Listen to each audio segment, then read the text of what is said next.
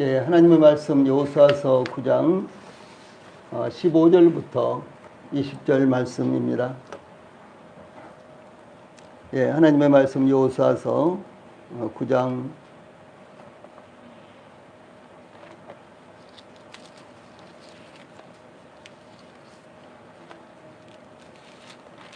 15절 말씀부터 20절까지입니다. 제가 먼저 봉독을 해드리겠습니다.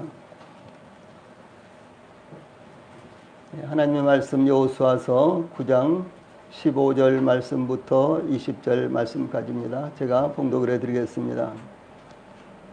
여호수아가 곧 그들과 화친하여 그들을 살리리라는 조약을 맺고 회중 족장들이 그들에게 맹세하였더라. 그들과 조약을 맺은 후 사흘이 지나서야 그들이 이웃에서 자기들 중에 거주하는 자들이라 함을 들으니라. 이스라엘 자손이 행군하여 셋째 날에 그들의 여러 성읍들에 이르렀으니 그들의 성읍들은 기브온과 그비라와 부에롯과 기란 여아림이라.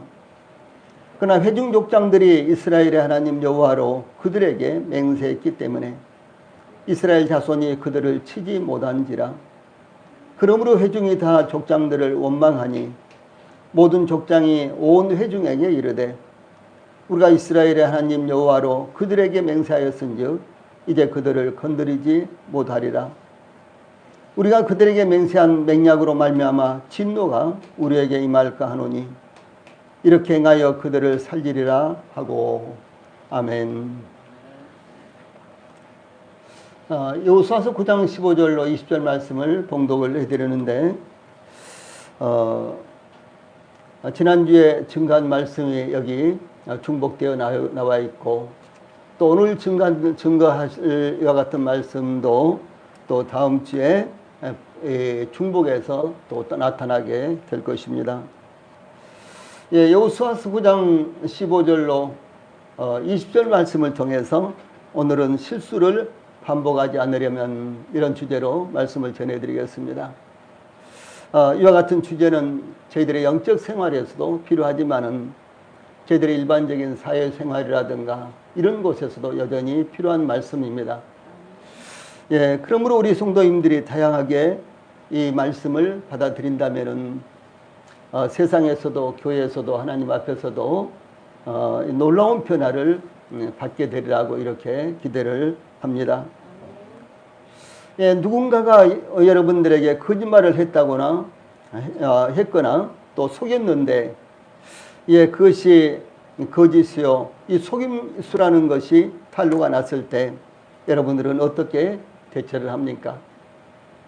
특별히 자녀들을 양육하면서 어느 때부터 자녀들이 거짓말을 잘하죠. 예, 그럴 때가 있습니다. 딱 그런 시기가 있죠. 자녀들이 거짓말하는 시기.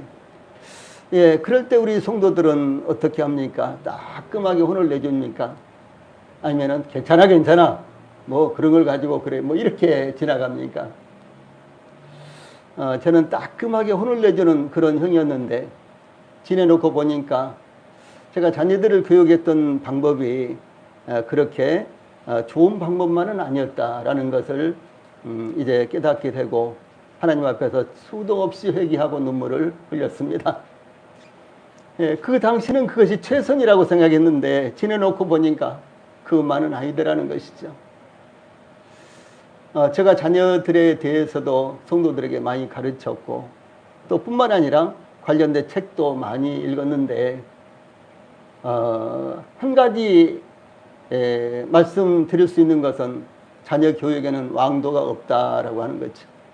예, 왕도가 없습니다.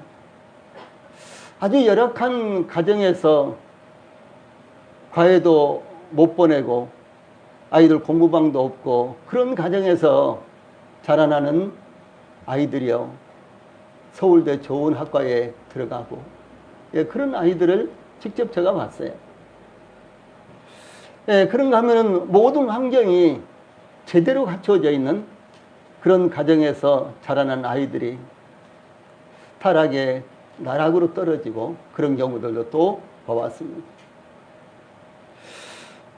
그런데 부모가 어떤 입장이든지 다시 말해서 부모가 성공한 사람이든지 그렇지 못하든지 또 많이 배운 사람이든지 그렇지 못한 사람이든지 간에 이 자녀를 잘 양육을 하고 자녀를 훌륭하게 기르고 싶은 그런 마음이 없는 사람은 한 사람이라도 있겠습니까? 예, 몇 사람을 이렇게 살해하고 그래서 몇 년 전에 이 감옥에 들어간 아주 유명한 사람이 있었죠. 근데 이 사람이 감옥에 들어가서 자서전을 쓴답니다. 근데 그때 나온 이야기였어요. 왜 자서전을 쓰냐? 그러니까 원고료를 받아가지고 내 자식들에게 주려고 그런다. 그런 말을 했어요. 너무나 정말 웃기는 말이고 말도 안 되는 말이지만은요, 제 마음 가운데 굉장히 감동이 왔습니다. 네. 모든 부모의 마음이 어떤 마음을 갖고 있는가? 자녀들에 대해서 모든 부모의 마음이 어떤 마음을 갖고 있는가? 이런 부분들이 생각났기 때문에 대단한 감동이 왔습니다. 혹시 여러분들이 거짓말로 어떤 사람을 속였는데 그것이 발각되었을 때 여러분들은 어떻게 대처합니까? 네, 어떤 분들은 이미 명명백백하게 드러나는데도 불구하고 끝까지 고집 세우며 이기는 이들이 있죠. 예, 아닌 것이 분명한데도 뻑뻑 우기고 달려드는 그런 분들이 꼭 있습니다. 또 어떤 분들은 솔직하게 일부러 속인 것이 아니라 착각했다며 머리를 숙이는 이와 같은 분들도 있을 것입니다. 과거 수입품이라면 무조건 좋다고 생각할 때에는 국산 라벨이 붙어 있는데도 수입품이라고 속이며 그것을 속여서 파는 이들이 있었습니다. 제일 그때 많이 속인 것이 무엇이었는 거는요, 자동차 부속품이었습니다.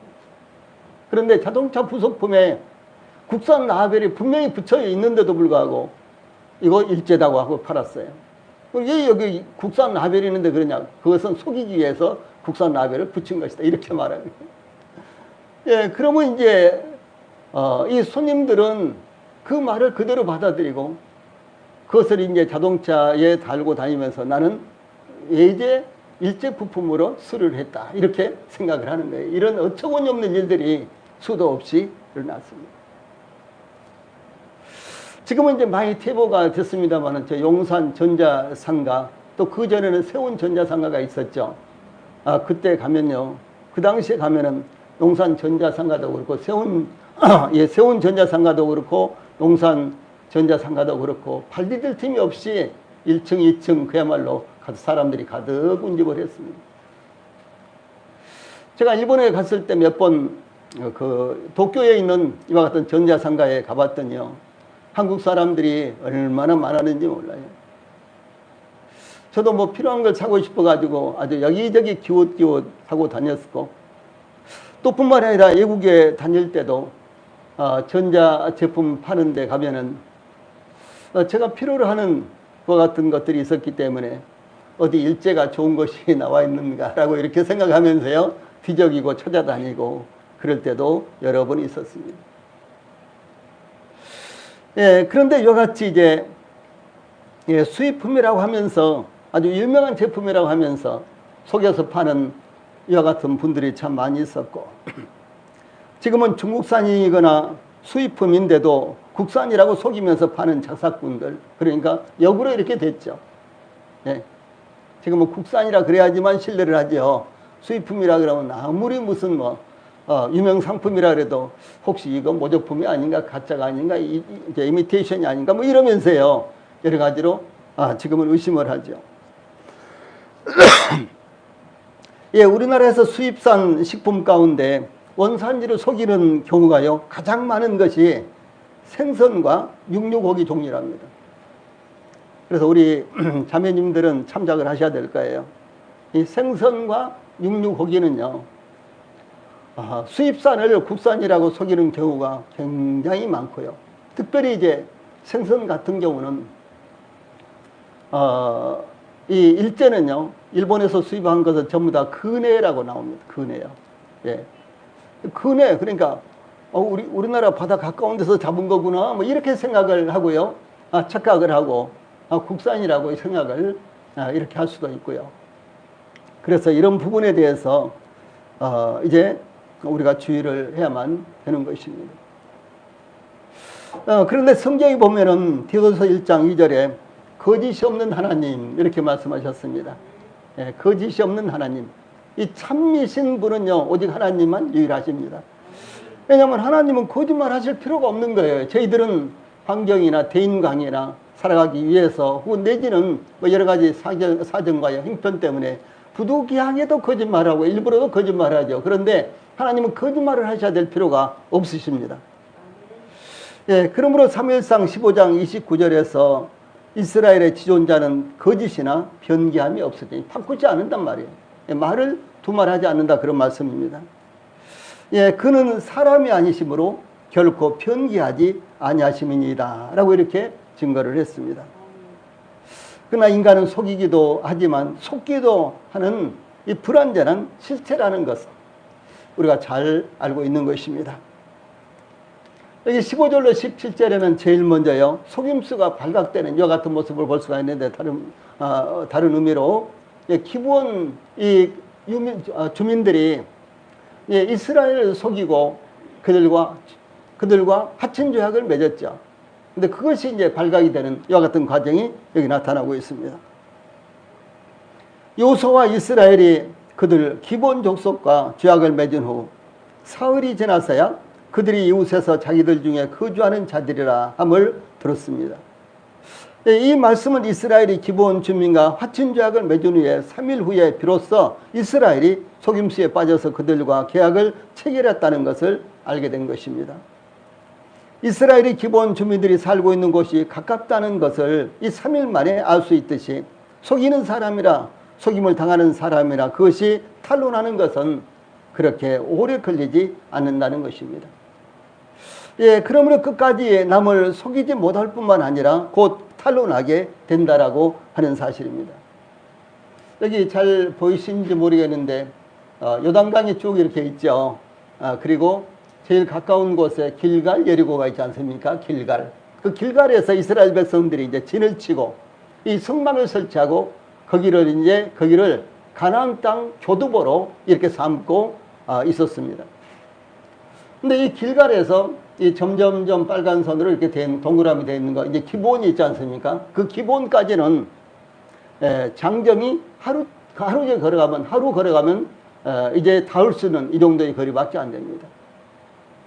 그럼 여기 3일 만에 이 기본 족속들이 속였다라고 하는 것을 알게 된 것은 이 3일 동안 이제 진군을 하다가 발견했다는 것이 아니라 기본 족속들이 길갈에 와서 이스라엘 백성들을 속인 것을 3일 만에 알게 됐다라고 하는 사실입니다.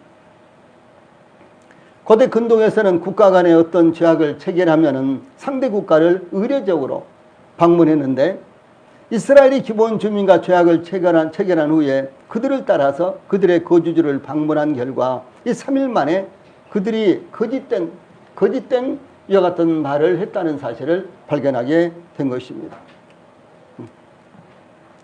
예, 기본은 예루살렘 서북쪽 9.6km, 그리고 해발 792m의 이 구름 위에 자리 잡은 성읍이었습니다.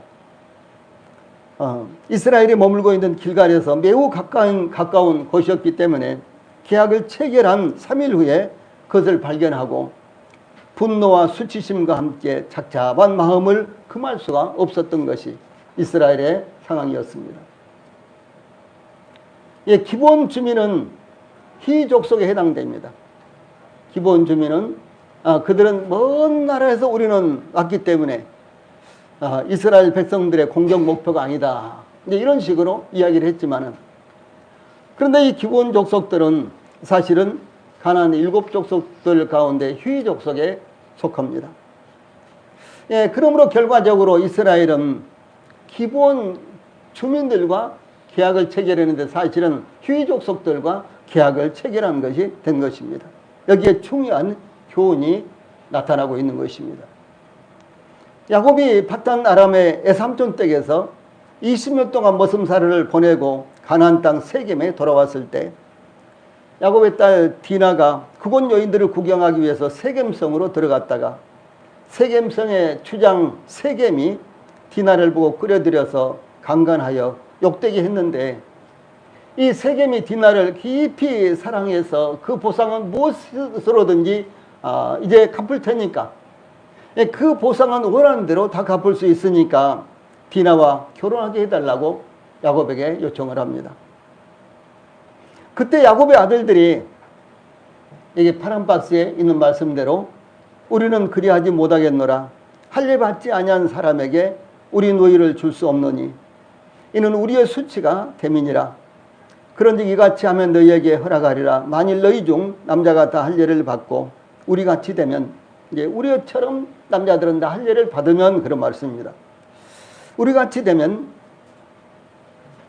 우리 딸을 너희에게 주며 너희 딸을 우리가 데려오며 너희와 함께 거주하며 한 민족이 되려니와 너희가 만일 우리 말을 듣지 아니하고 할례를 받지 아니하면 우리는 곧 우리 딸을 데리고 가리라. 이렇게 요청합니다. 그러니까 세겜 족속들은 야곱의 아들들의 요구대로 일시에 모두 다 할례를 받았습니다.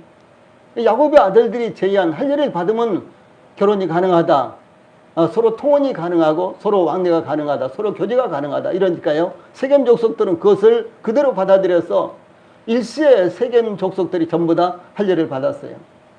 자, 위에 있는 말씀 같이 읽어봅시다. 시작. 제3일에 아직 그들이 아파할 때에 야곱의 두 아들 디나의 오라버니 시므온과 레이가 각기 칼을 가지고 가서 몰래 그 성읍을 기습하여 그 모든 남자를 죽이고 칼로 하몰과 그의 아들 세겜을 죽이고 디나를 세겜의 집에서 데려오고 야곱의 여러 아들들이 그 시체 있는 성읍으로 가서 놀아가였으니 이는 그들이 그들의 누이를 더럽힌 까닭이라.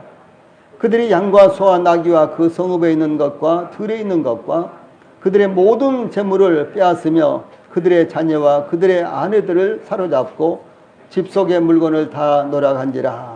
창세기 34장 25절로 29절에 있는 말씀입니다. 그래서 할례를 받으면 우리가 통혼하겠다 이렇게 제시해놓고 그들이 할례를 받으니까 할례를 받음으로 말미암아 그들이 움직이지 못하고 아파하고 앓고 있을 때요 시몬과 레이가 가서 칼로 다 남자들을 죽여버린 거예요. 그런데 이때다 하고 야곱의 다른 아들들이 모두 다 세겜에 들어가서요 모든 것들을 다 노력을 해옵니다. 약탈을 해옵니다. 지금 그런 내용이었습니다. 그래서 이 야곱의 아들들은 세겜 족속들에게 조건을 제시했는데 세겜 족속들은 의심 없이 그 조건을 받아들였습니다. 그러므로 야곱의 아들들은 세겜 족속들을 속이고 그들을 멸망시켰던 것입니다.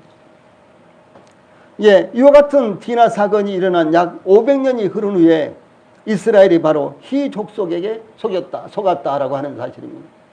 이 세겜 족속들은 히 족속들입니다. 그런데 바로 이스라엘 백성들이 참 야곱의 아들들이 속인 그 세겜 족속들에게요 오히려 이스라엘 백성들은 오히려 속아서 그들과 하친 조약을 맺었다라고 하는 사실입니다.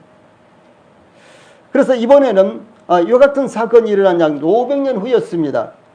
그래서 이번에는 휘 족속이 이스라엘을 속임으로 생명을 얻은 것이다라고 하는 것입니다. 그때는 속아서 생명을 잃었는데 이제는 이스라엘 백성들을 속이고요 그들이 생명을 얻었다라고 하는 사실입니다. 그러므로 사도 바울은 증거하기를 스스로 속이지 말라. 하나님은 업신여김을 받지 아니하시나니 사람이 무엇으로 심든지 그대로 거두리라. 이렇게 말씀했습니다. 하나님은 살아계셔서 역사하시는 분이십니다. 모든 사람들이 다 잊어버려도 하나님은 절대로 잊지 않으시는 분이십니다. 그러므로 반드시 은혜를 베푸시거나 보응하시는 것이 바로 하나님께서 하시는 역사입니다. 이와 같이 이스라엘이 기본 족속에게 속은 것은 디나 사건으로 인해서 이스라엘이 휘 족속을 속인 것에 대한 배상이다 라고 말할 수가 있는 것입니다. 이스라엘 백성들이 이스라엘 자손들이 행군하여 이 셋째 날에 그들의 여러 성읍들에 이르렀으니 그러니까 기본 족속의 여러 성읍들에 이르렀으니 그들의 성읍들은 기브온과 그비라와 부에롯과 기란야람이라 라는 이와 같은 말씀은 이 기본 족속의 기본 주민의 여러 성읍들을 의미하는데 이스라엘이 가나안 땅을 정복하기 위해서 이 교두보로 삼은 길갈에서 기본 주민들이 거주하는 성읍이 아주 가까이 있다는 것을 알게 된 것이 정확하게 3일 만이었습니다. 그런데 이 기본 성읍들인 기브온과 그비라와 브에롯과 기란 여아림은 이스라엘의 역사상 대단히 중요한 성읍들로 나타납니다. 이와 같이 기브온 주민이 거주하는 네 성읍을 자세히 언급하는 것은 그들이 이스라엘을 속임으로 이스라엘의 노예로 전락했지만 그들이 이스라엘로 흡수되어 역사상 귀하게 쓰임을 받았다는 사실을 의미하는 것입니다. 이 사실을 생각할 때 얼마나 놀라운 일입니까? 비록 기브온 주민들이 살아남기 위해서 속임수를 사용하였지만 하나님은 그들을 불쌍히 여기셔서 그들을 구원하셨으며 하나님의 백성으로서 쓰임을 받는 족속이 되었다는 것은 죄로 말미암아 영원한 저주 아래에 있는 저희들이었지만 주 예수님을 믿음으로 하나님의 백성이 되어 하나님의 영광과 찬송이 된 것을 의미하는 이와 같은 말씀입니다. 기본 족속들과 이스라엘은 기본 족속들을 하나님의 말씀에 의하면 도저히 받아들일 수 없는 것인데 이스라엘 백성들이 속아서 그들과 화친 조약을 맺었어요. 그런데 이제 생명을 얻은 그 기본 족속들이 이스라엘의 노예로 전락을 했지만 그러나 그들은 세월이 가면서 점차적으로 이스라엘 민족에게 흡수가 됩니다. 그래서 이제 결과적으로 기본 족속인지 이스라엘 백성들인지 희위 족속인지 이스라엘 백성들인지 구분할 수가 없을 정도로 이렇게 흡수가 됩니다. 그래서 그들은 역사상 보면요 대단히 중요하게 사용이 되는 이와 같은 모습을 볼 수가 있다라고 하는 것입니다. 이것은 바로 이 죄로 말미암아 영원한 지옥의 형벌 가운데 있었지만 그러나 하나님께서 저희들을 구원하셔서 하나님의 백성들의 수에 저희들을 포함시키고 이제 저희들을 통해서 하나님께서 영광을 받으시고 또 저희들을 귀하게 하나님의 영광과 찬송으로 사용하고 계신다라고 하는 사실을 의미하는 것입니다. 그러므로 디모데전서 2장 4절에서는 하나님은 모든 사람이 구원을 받으며 진리를 아는 데에 이르기를 원하시느니라 이렇게 말씀을 하셨는데 이와 같은 말씀을 우리 성도님들이 귀하게 여기시기 바랍니다. 자, 다음에 18절에는 이 족장들의 입장이 나옵니다. 이제 여호수아와 족장들이 다 이 기본 족속들의 속임수에 속아 넘어갔죠. 그래서 화친조약을 체결해 버렸죠. 그럼 이제 이 문제를 어떻게 해결할 것인가라고 하는 내용입니다. 여호수아와 이스라엘 백성들이 가나안 중심부를 공격하기 위해서 진격해 나가는데 이 3일길에 기본 족속들이 거주하는 성읍을 만나게 되었습니다. 그런데 18절 전반부에 보면은 그러나 회중 족장들이 이스라엘의 하나님 여호와로 그들에게 맹세했기 때문에 이스라엘 자손이 그들을 치지 못한지라. 즉 당연히 이스라엘로서는 이번 원정의 공격 대상이 바로 그들이었고 이 진멸시켜야 될 이 가나안 족속들이었지만은 그러나 이스라엘 족장들이 기본 주민들과 이스라엘의 하나님 여호와로 화친 조약을 맺었기 때문에 그들을 치지 못했다라고 하는 것입니다. 공격을 할 수가 없었어요. 그러므로 당연한 결과가 나타나는데 그것은 이스라엘 회중이 다 족장들을 원망하니라고 이렇게 증가하고 있습니다. 이스라엘이 기브온과 화친 조약을 체결한 것은 기브온 주민의 속임수였습니다. 속임수 때문이었어요. 그러므로 거짓이 발견된 후에는 화친 조약은 자연스럽게 파기되는 것이 적절한 것이 아니냐고 할 수가 있는 것입니다. 오늘날도 거짓으로 속여서 계약을 체결했다면 그것은 법적으로 무효가 되는 것입니다. 만약에 여러분들이 부동산을 사고 팔을 때요 거기에 속임수가 있었다면 그건 법적으로 성립이 안 되는 것입니다. 세월이 지나도 그것은 성립이 안 되는 것입니다. 그래서 상대방에서 우리는 속아서 샀다 이렇게 분명한 제시를 하면요 증거를 제시하면 그것은 무효가 되는 것입니다. 이 부동산뿐만 아니라 무엇이든지 다 마찬가지입니다. 이와 같이 거짓에 속아서 체결한 조약은 이스라엘이 지켜야 될 필요가 없는 것이 아니냐 이렇게 제기를 할 수가 있습니다. 그러나 이스라엘과 기브온과의 이 화친 조약은 기브온과 이스라엘 이 두 당사자의 관계가 아니라 이스라엘의 하나님 여호와의 이름으로 된 계약이기 때문에 어떠한 이유로든 이 계약이 파기된다면 이스라엘 하나님 여호와의 이름이 이방인들 중에서도 멸시를 당하게 될 뿐만 아니라 왜? 이스라엘 하나님 여호와의 이름으로 화친 조약을 체결했기 때문에 여호와의 이름이 이방인들 중에서도 의심을 받게 될 것이고, 그래서 하나님의 신실하신 속성이 의심을 받게 된다는 것이죠. 따라서 이 계약은 파기되는 것이 합당치 않았다라고 하는 사실입니다. 특히 이스라엘이 기본 주민과 화친 조약을 체결한 것은 기본 주민의 이 속임수만이 아니라 이스라엘이 분별하지 못한 책임도 여기서 제기되고 있는 것입니다. 이스라엘이 기본 주민과 계약을 체결한 곳이 바로 어딘가는 길갈 진영이라는 거죠. 길갈 진영. 아까 그림에서 지도에서 길갈 보셨죠? 그 길갈 진영입니다. 길갈은 이스라엘 백성들이 요단강을 건넌 후에 바로 그곳에 진을 설치하고 성막을 설치하고, 그래서 이제 가나안 땅을 정복하기 위한 교두보로 설치한 이와 같은 곳입니다.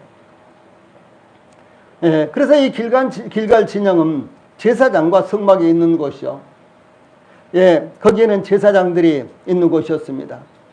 이와 같이 이스라엘은 하나님께 묻고 실행할 수 있는 좋은 조건 하에 있었습니다.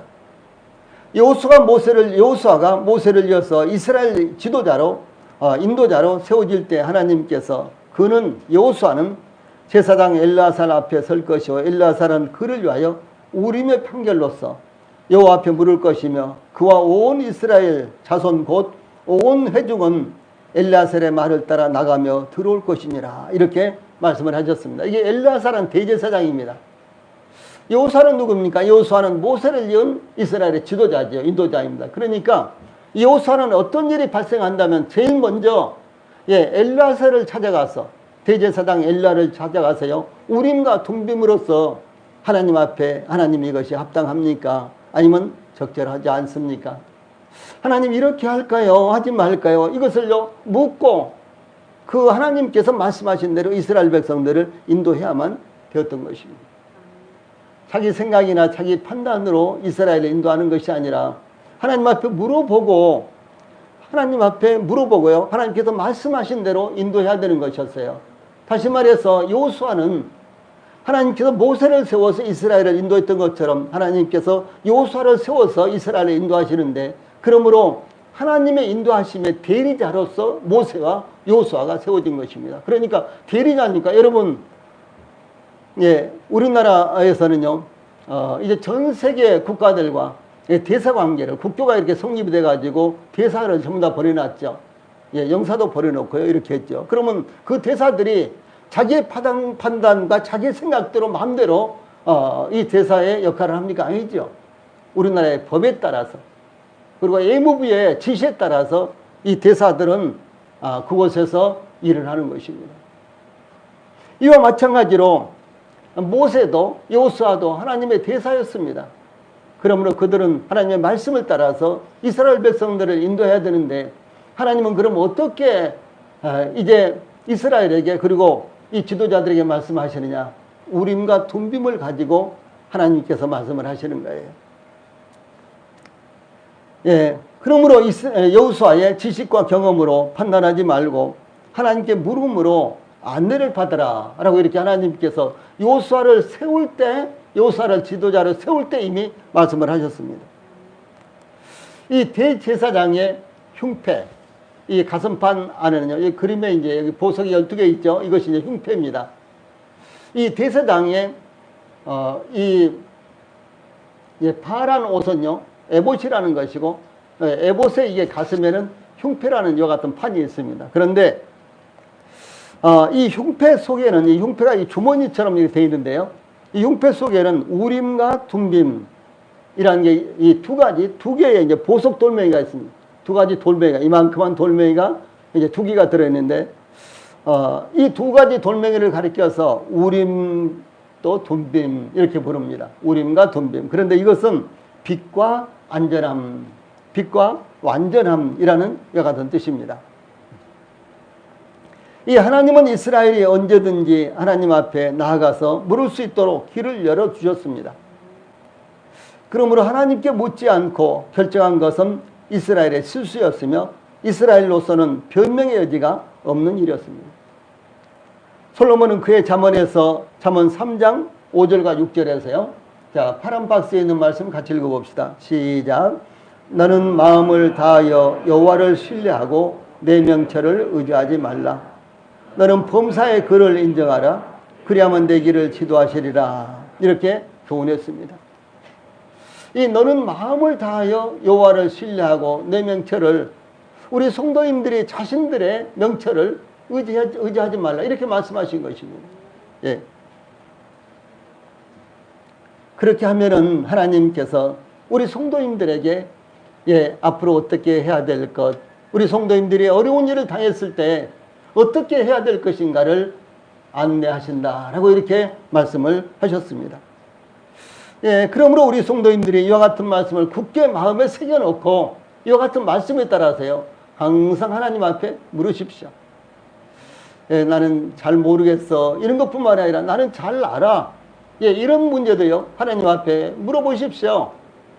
우리 성도들의 명철, 우리 성도들이 이 부분에 있어서는 내가 전문가야. 그런다고 할지라도 그것마저도 하나님 앞에 가지고 나와서 물어보십시오. 그러면 하나님께서 완전하게 우리 성도들의 길을 인도를 하실 것입니다. 그래서 마음을 다하여 여호와를 신뢰하는 것은 하나님은 참된 지혜와 능력의 원천이 되시는 것을 온전한 믿음으로 받아들인 것이며, 하나님께 모든 것을 맡겨버리는 것을 의미하며, 또한 자신의 지혜와 경험과 깨를 버리는 것을 의미합니다. 우리 자신의 명철은 하나님의 지혜에 비교하면 어리석인 것입니다. 그러므로 하나님을 신뢰하고 우리의 지식을 부정해야 하는 것입니다. 뿐만 아니라 범사에 여호와를 인정하는 것은 모든 삶의 영역에서 발생하는 일들이 하나님의 뜻에 합당한 것인가를 살피는 것입니다. 범사에 하나님을 인정하라. 그럼 모든 것들을요, 그냥 받아들이라, 그런 말이 아닙니다. 그래서 하나님 앞에 모든 것을 맡기는 것이고요. 그리고 모든 우리 삶의 영역에서 발생하는 모든 일들이 하나님의 뜻인가를 살펴보라 라고 하는 것입니다. 그러므로 이스라엘의 판단은 잘못된 것이었으며, 기본의 속임수에 속은 것은 이스라엘이 하나님 앞에서 신중하지 못했던 것이며, 다만 눈에 보이는 것만으로 판단했던 결과였다라고 하는 사실입니다. 저도 하나님 앞에 묻지 않고 그냥 별 생각 없이 사인을 해준다거나 등등 이런 일들이 참 많이 있습니다. 지금도 여전히 그런 약점들이 있는 것 같아요. 제가 아주 실감을 합니다. 그런데 제가 새롭게 모든 것들을 하나님 앞에 처음 시작하는 마음으로 하나님 앞에 묻고 하나님의 지혜를 구해야 되겠다라고 이렇게 생각을 한 적이 있습니다. 여기 14절 말씀에 보면은 무리가 그들의 양식을 취하고는 어떻게 할지를 여호와께 묻지 않고, 여기 이런 말씀이 나오죠. 이 무리가 이스라엘 백성들이 혹은 여호수아와 족장들이, 이 기브온 족속들이 가진 빵, 이 빵은 뜨거운 것이었는데 지금은 말랐고 곰팡이가 스럽습니다. 그러면서 내놨죠. 그들의 양식을 이렇게 보면서요, 이제 그 떡을 살펴보면서 기본 주민의 말이 맞는지 면밀히 조사해서 확인했다는 것을 의미합니다. 그 정도면 아주 잘한 것 같아요. 그렇죠? 그렇게 조사를 해보고 결정을 했다면 잘한 것 같아요. 이제 이와 같이 이스라엘은 문제가 무엇이었는가는요, 그들의 눈에 보이는 것으로 판단했고요, 자신들의 감각에 의존했고 영적으로 행하지 않고 본성적으로 행했다는 것을 의미합니다.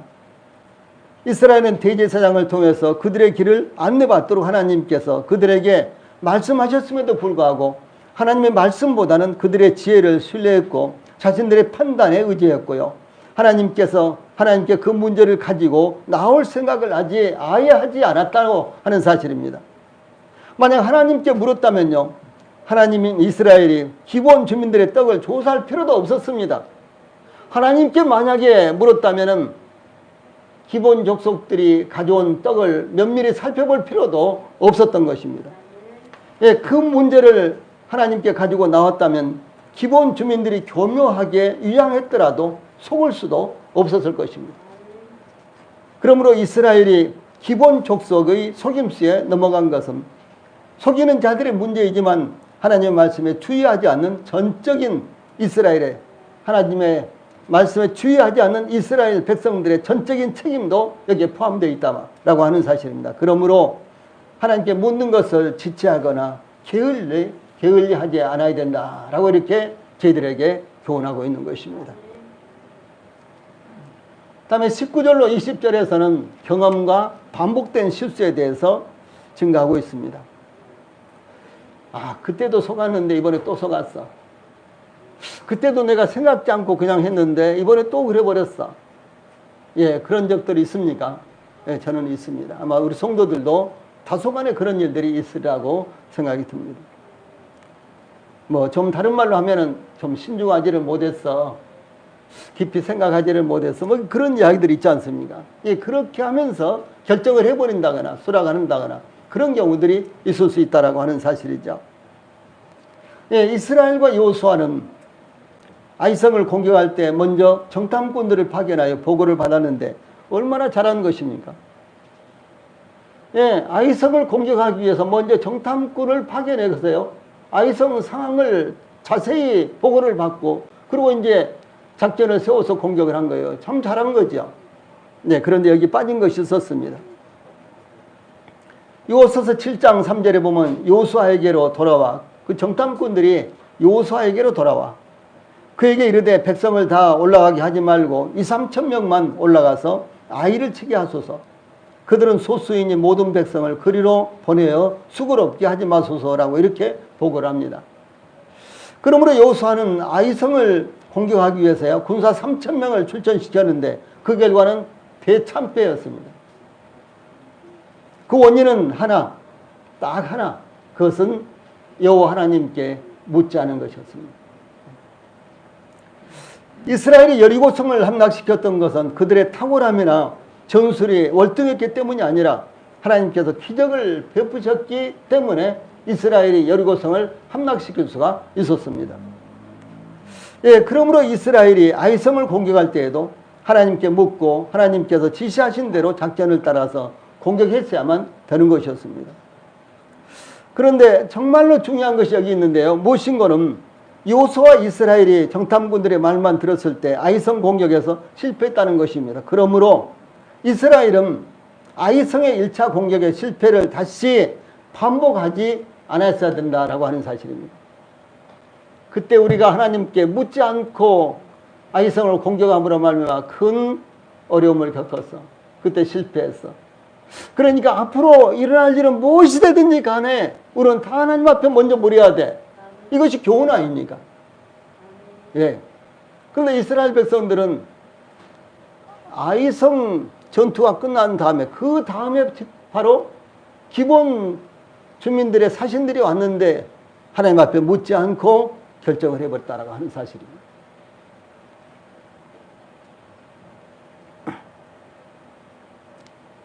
그래서 기본 주민들이 찾아왔을 때 이스라엘은 그들의 시각과 느낌, 감정에 의존하지 않고 하나님께 겸손하게 물었다면 예, 이스라엘의 실패는 있을 수가 없는 것이었습니다. 누구나 실패로 인해서요, 중요한 교훈을 얻는 것처럼 그러나 실제로는 실패를 통해서도 교훈을 받지만은 그러나 그 교훈을 적용하지 못하는 사례가 너무너무 많다는 겁니다. 우리가 성경을 보면서도 성경 말씀을 지식적으로는 알지만은 우리의 삶에 반영을 시키지 못하는 경우가 너무 많은 것처럼 예, 실패를 경험하면서도 그 실패를 예, 활용할 줄 모르는 경우가 많다라고 하는 사실입니다. 예를 들어서 아브라함은 가나안 땅에 도착했을 때 그들이 이제 가나안 땅에 도착했을 때 그들이 도착한 지역에 큰 가뭄이 들었어요. 그래서 그 가뭄을 피하기 위해서 애굽으로 내려갔습니다. 그래서 바로 앞에 갔는데요. 그때 이제 바로 앞에서 아브라함은 그의 아내 사라와의 관계를 예, 감추고 누이라고만 이야기를 했죠. 그래서 이 애굽 왕 바로는 아브라함의 아내 사라를 데려가 버렸어요. 예.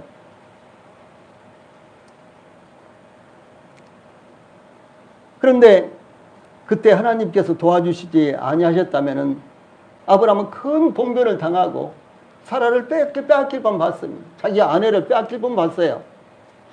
그런데 그 후에 그 사건이 창세기 22장에 나온 사건이고요.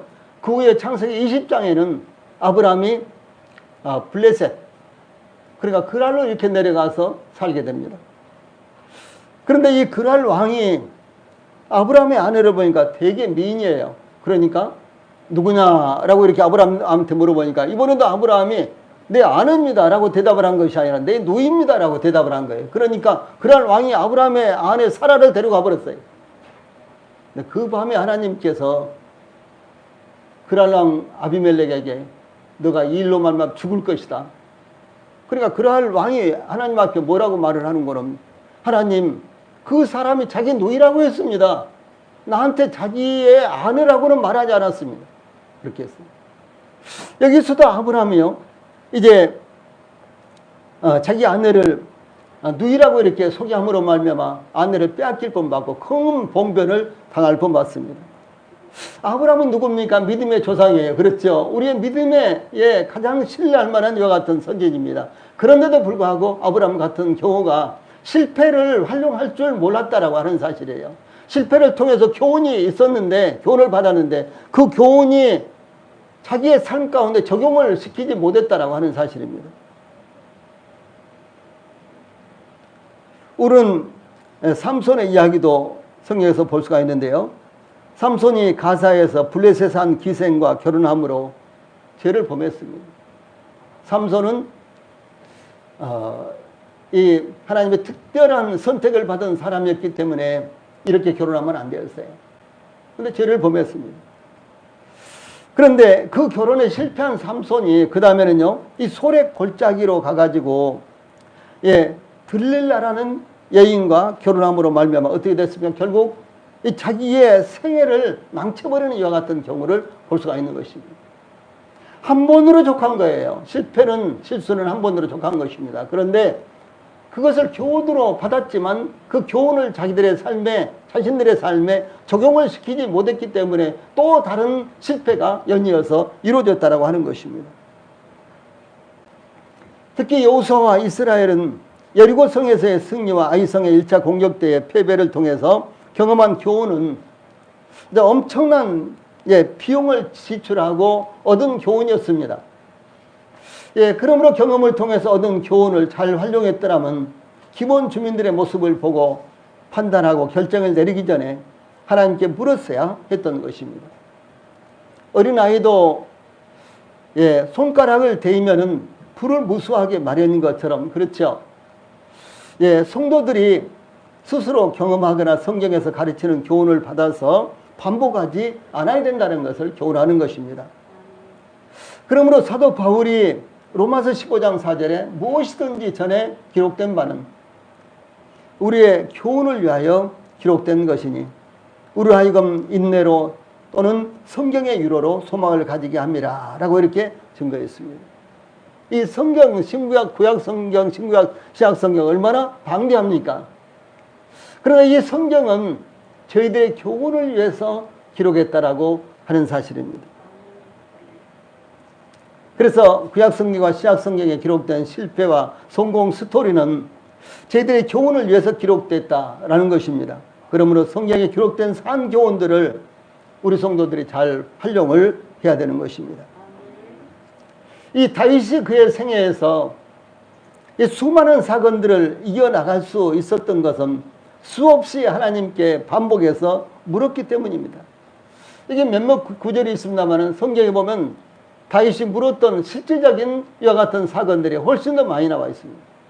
하나님 어떻게 할까요? 이렇게 할까요? 하나님 지금 가면 가능할까요? 가면 그러고 나서 또 하나님이 가거라 그러니까 하나님이 그럼 가면 우리가 그들을 잡을 수 있을까요? 이렇게 세밀하게 물어본 거예요. 그때마다 하나님께서 말씀해 주셨고 다윗은 승리할 수 있었고요. 그의 생애 가운데 실패를 줄일 수가 있었습니다. 모르는 것을 남에게 묻는 것이 부끄러움이 아니듯이 특히 하나님께 묻는 것은 더욱 부끄러운 것이 아닙니다. 그러므로 다윗은 하나님의 마음에 맞는 사람이었습니다. 예, 하나님의 마음에 맞는 사람 한번 해봅시다. 하나님의 마음에 맞는 사람. 예, 성경에 이렇게 다윗을 표현하고 있는 것은 얼마나 영광스러운 일입니까? 하늘에 있는 또 다른 책에 우리 성도들도요, 하나님의 마음에 맞는 사람, 이렇게 우리 성도들도 이름이 적어지면 참 좋겠어요. 예. 그런데도 불구하고, 예, 다윗에게도 실패한 사건이 있었습니다. 다윗이 예루살렘에서 여부수 족속을 몰아내고 다윗성으로 언약궤를 옮기려고 이스라엘에서 뽑은 무리 이 3만 명을 앞세우고 하나님의 교회를 새 수레에 싣고 20년 동안 머물던 아비나답의 집에서 나오는데, 아비나답의 아들 우사와 아요가 이 제사장들이에요. 이들이 언약궤를 실은 새 수레를 몰았는데 아요는 언약궤 앞에서, 그리고 우사는 언약궤 옆에서 이제 언약궤 행렬을 이렇게 이제 인도를 했습니다. 이 다윗과 이스라엘 온 족속은 잣나무로 만든 여러 가지 악기와 수금과 비파와 소고와 양금과 제금으로 여호와의 언약궤 앞에서 연주했는데 참으로 거대한 행진이었습니다. 아주 장관이었습니다. 여러분 보세요. 3만 명의 군인들이 쫙 정의 복을 입고요, 앞에 도열해서 착착착 나가고, 예, 그 다음에 각종 악단들이 이제 또 나팔을 불고 뭐 징을 치고 막 이렇게 하면서 나가고, 예, 그 다음에 이제 언약궤가 쫙 뒤를 따라가는 거예요. 얼마나 장관입니까? 얼마나 멋집니까? 그리고 언약궤도, 예, 싣고 가기 위해서 새로 수레를 만들어서 얼마나 멋지게 만들었겠어요. 새로 수레를 만들어서 그 수레에 언약궤를 싣고 쫙 이제 언약궤를 옮기는 중입니다. 얼마나 장관이었습니까? 그런데 이 거대한 행진이 나곤의 타작마당에 이르자 소들이 뛰므로, 그렇죠, 소들이 갑자기 뛰는 거예요. 그러니까 언약궤 바로 옆에 따라가던 우사가요, 딱 잡은 거예요. 잡았겠죠. 당연히 잡았겠죠. 여러분들은 어떻게 하겠어요? 언약궤가 소들이 뛰니까 언약궤가 덜썩했겠죠. 그러면 여러분들은 얼른 뒤짐짓고 피하겠어요? 아니 저라도요 몸 받쳐서 붙들겠어요. 그런데 이 언약궤를 붙드는 것은 잘못이었습니다. 그래서 우사가 언약궤에 손을 대므로 하나님께서 진노하심으로 우사를 치셨는데, 우사가 바로 그 자리에서 언약궤 옆에서 죽음을 당했습니다.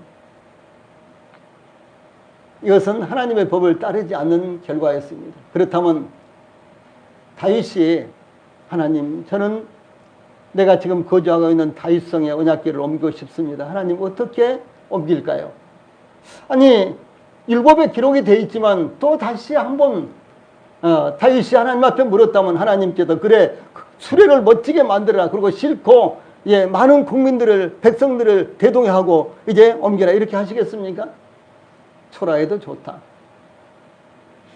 제사장들 4명이 아니면 6명이 언약궤를 메고 옮겨가면 된다, 이렇게 말씀하셨겠죠. 예. 하나님께서 이 거대한 행렬을 나무라지 않으신 거예요. 무엇이냐? 언약궤를 옮길 때는 반드시 제사장들이 어깨에 메고 옮겨야 되는데 수레에 싣고 옮겼다라고 하는 사실입니다. 그럼 모든 것이 가능하지만은, 그러나 다 유익한 것이 아닙니다. 예. 이것이 얼마나 멋진 행렬입니까? 하나님의 언약궤이기 때문에 하나님의 말씀을 상징하고 하나님 이 자신을 상징하는 언약궤이기 때문에 얼마나 이 거대하게 이렇게 해야만 되겠습니까? 저희들 같아도 최대한으로 돈을 들여서 힘을 기울여서 이렇게 하지 않겠습니까? 그런데 하나님께서는 그것을 원하지 않았다는 거예요. 근본적인 문제가 있었던 것입니다. 그런데 이 다윗은 언약궤를 더 이상 옮길 수가 없어가지고 이제 하나님께 옮길 수가 없어서요, 언약궤를 이제 새 수레에서 내려서 이 가드 사람 오베데돔의 집으로 이제 메고 갑니다. 예. 그런데 언약궤가 오베데돔의 집에 3개월을 머물렀는데, 이제 다윗이 언약궤를 옮기려다가 실패하고요, 그 뒤로부터 오베데돔의 집으로 언약궤가 들어간 후에 3개월이 지났는데 하나님께서 오베데돔을 엄청나게 축복을 해주신 거예요. 근데 그 소식을 다윗이 들었습니다.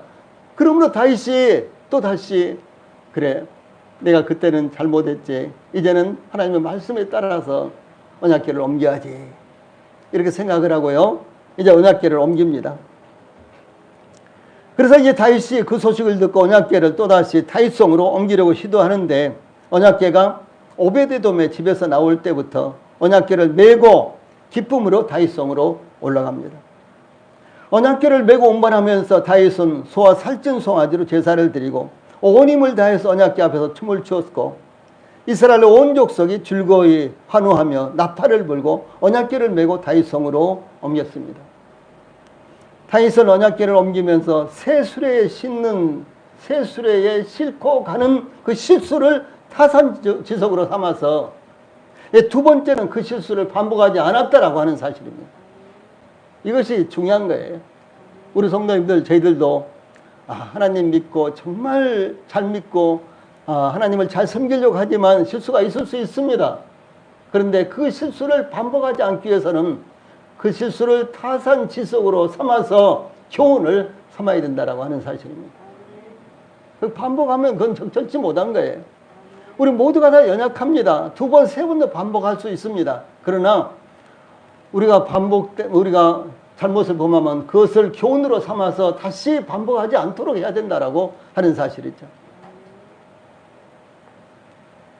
바벨론 포로 생활을 마치고 성전을 건축하기 위해서 귀환한 유다 베냐민 백성들에게 이 사마리아 사람들이 그리고 요단강 동쪽에 이주하여 거주하고 있는 족속들이 성전 건축을 주도하고 있는 귀환한 백성들의 대표자인 스룹바벨과 족장들에게 나와서 말하기를, 우리도 너희와 함께 건축하게 하라. 우리도 너희와 같이 너희 하나님을 찾노라. 아수랑 에살핫돈이 우리를 이르러 오게 한 날부터 우리가 하나님께 제사를 드리노라. 그래서 성전 건축에 참여하고 싶다고 제의를 합니다. 바벨론 포로로 끌려갔다가 70년 만에 고레스 왕의 칙령으로 인해서 귀환하지요. 그리고 성전 건축을 허락받습니다. 그래서 이제 성전 건축을 시작하는데 이제 북왕국 이스라엘과 남왕국 유다가 멸망했을 때 그곳에 살고 있는 이스라엘 백성들과 유다 백성들이 전부 다 끌려가 버리죠. 그리고 아주 약한 사람들, 병든 사람들, 그런 사람들만 소수만 남고요. 그리고 아수르 왕과 바벨론 왕은 저 멀리 아주 애딴 곳에서 살고 있는 사람들을 강제로 북왕국 이스라엘과 남왕국 유다에 이주를 시킵니다. 그런데 그 중에서 북왕국 이스라엘에 이주시킨 사람들과 거기에 남아있는 원래 북왕국 사람들과 서로 피를 섞으면서 살고 있는 사람들이 사마리아 사람들이에요. 신약 성경에도 대표적으로 요한복음 4장에 사마리아 여인 나오죠. 예, 그래서 이스라엘 백성들이 상종도 안 했다고 나오죠. 그런데 그 사마리아 사람들은 혼합 족속들입니다. 혼합 족속. 그래서 그들은 혈통적으로만 혼합 족속이 아니라 종교적으로도 혼합되어 있어요. 그래서 혈통적으로도 혼합되어 있고 이제 종교적으로 혼합되어 있는 사람들이 유다 백성들이 성전을 건축하고 있는데 우리도 함께 하자. 우리도 물자도 공급하고 우리도 노동력도 제공할 테니까 우리도 함께 하자. 이렇게 제의를 한 거예요. 예. 그때 이제 사마리아와 요단강 동쪽에 거주하는 이주민들이 북왕국 이스라엘과 남왕국 유다가 멸망할 때부터 아수르와 바벨론에 의해서 강제 이주되어서 거주하고 있는 백성들인데 그들은 수도 많았습니다. 그래서 이제 성전 건축을 허락받고 귀환한 유다 백성들은 수가 많지 않았어요. 그런데 그들은 오히려 수도 많았습니다. 그러나 귀환한 유다와 베냐민은 수도 적었고 성전을 건축할 만한 물자도 적었습니다. 그러므로 사마리아 사람들이 도움을 받는다면 아주 유효적절했습니다. 그러나 귀환한 유다와 베냐민 이 백성들의 지도자들은요, 스룹바벨과 예수아와 기타 이스라엘 족장들이 이르되 우리 하나님의 성전을 건축하는데 너희와 우리는 상관이 없느니라. 바사온 고레스가 우리에게 명령하신 대로 우리가 이스라엘의 하나님 여호와를 위하여 홀로 건축하라라고 이렇게 대답을 합니다. 자, 여기 우리 하나님의 성전을 건축하는데 너희는 우리와 상관이 없느니라. 무엇입니까? 한마디에 딱 잘라버린 것입니다. 한마디에 거부를 해버린 것입니다. 예. 그래서 여호사와 이스라엘도 이 기본 주민들이 화친죄악을 제의했을 때 우리가 어떤 조건이든지 너희들과 화친죄악을 체결하는 것은 너희와는 상관이 없다라고 이렇게 한마디로 잘라버렸어야 되는 것입니다. 그런데 마른 떡을 가지고 연구를 하고 조사를 해보고 그들의 옷 행색을 보고 정말 멀리서 왔는가 먼 데서 왔는가 우리가 볼 때는 너희들이 가까운 데서 온 것 같은데 아무래도 의심스럽다 그러면서 이제 연구를 해봐도요, 인간의 시각으로 보고 느낌으로 감정으로 본 것은 결정적으로 실수로 나갔다는 사실이에요. 다시 14절에 어떻게 할지를 여호와께 묻지 아니하고, 이 말씀은 우리 모든 성도들에게 그리고 우리 교회에요 아주 중요한 지표가 되는 말씀이어야 됩니다. 이스라엘이 기본 주민과 화친죄악을 맺은 것은 하나님과 관련이 없는 것으로 여겨졌던 것입니다. 여호수아와 이스라엘 족장들은 이런 일은 하나님께 아뢰기는 너무나 사소한 일이라고 생각되었을 수도 있고요. 또한 이 정도의 일은 그들 스스로의 판단으로도 얼마든지 처리할 수 있다고 처리할 수 있다는 생각을 가질 수도 있었습니다. 그러나 사소한 일로 보일지라도 우리 자신의 명철에 의존해서는 안 된다라고 하는 사실입니다. 예, 그러므로 사도 바울은 자 아래에 있는 박스의 말씀 같이 읽어봅시다. 시작. 아무것도 염려하지 말고 오직 모든 일에 기도와 간구로 너희 구할 것을 감사함으로 하나님께 아뢰라. 그리하면 모든 지각에 뛰어난 하나님의 평강이 그리스도 예수 안에서 너희 마음과 생각을 지키시리라. 이렇게 교훈했습니다. 이 모든 일에 이것은요, 큰 일이든 작은 일이든 중요한 일이든 사소한 일이든 하나님께 가지고 나오라는 것입니다. 그러므로 하나님께서 인도하시고 지켜주실 것이다, 분별하게 하실 것이다 라고 말씀하신 것입니다. 우리 성도님들, 세상 사람들뿐만 아니라 구원받은 성도들도 세상 일뿐만 아니라 주님 안에서 교회 가거나 일어나는 모든 일들 때문에 염려 없는 성도들이 없습니다. 예, 근심, 걱정 염려 없는 사람이요, 한 사람도 없어요. 미국의 오바마 대통령이 8년 동안 대통령하고 나서 한 50년 동안, 80년 동안 산 것처럼 폭삭 늙어버려요. 그 젊은 사람이요. 예. 그러나 염려하지 말고 감사함으로 하나님께 문제를 가지고 나오십시오. 그러면 모든 지각에 뛰어난 하나님의 평강이 그리스도 예수 안에서 저희들의 생각과 마음을 지켜주시리라고 믿습니다. 찬송 부릅시다.